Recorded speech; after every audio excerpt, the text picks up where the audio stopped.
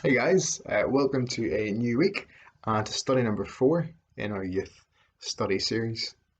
And today's study is entitled Be a Blessing, and we're going to look at Genesis chapter 12 and verses 2 to 3. I don't know if it's still the case today, but when I was at school, we were told not to use Tipp-Ex, which was really annoying because it was so useful. Anytime you made a mistake, you could simply Tipp-Ex it out, let it dry, and then go again as if nothing had ever happened. I can still remember one day when I was in third year, though. There was a girl in my class who had Tipp-Ex in her blazer pocket, the absolute rebel that she was. And the time came when she made an error and she needed to use it. So she really subtly got the Tipp-Ex out of her blazer pocket, used it, and she was pretty chuffed with herself. She seemed pretty happy. But here's the issue. This girl in my class did what I tend to do nowadays as well. Often when I'm thinking, I kind of put the tip or the end of a pen in my mouth and chew it a little bit. She was that kind of person as well. But the issue was she forgot she had Tipp-Ex, and so she put the Tipp-Ex in her mouth, chewed down, and it imploded into her mouth. Cue the gagging sounds as she tried not to throw up. It was an absolute disaster. And so far, we could kind of describe the plot line of Genesis as a bit of a disaster as well. It all started so well in Genesis 1, but from that point onwards, we've seen sin enter into the picture, and it's spread like wildfire.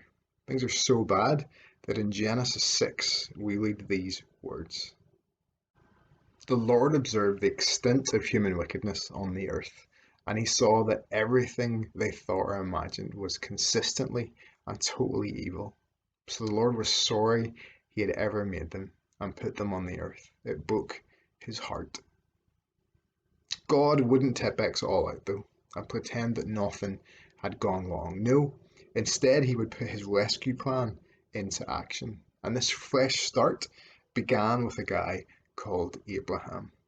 God gave Abraham an incredible promise.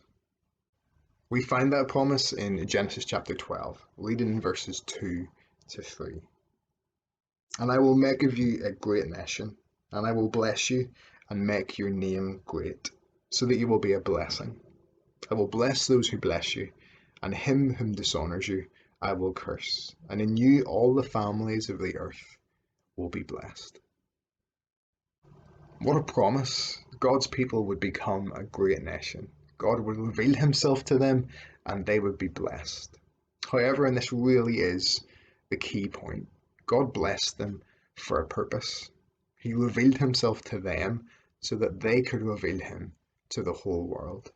God blessed them so that they could bless others. The culmination of the promise God made to Abraham, of course, we now know, was Jesus. God hasn't just revealed himself to you and to me for our own benefit, but also for the benefit of the people around you. If God has blessed you in any way, don't keep the blessing to yourself. Share the love. Share Jesus.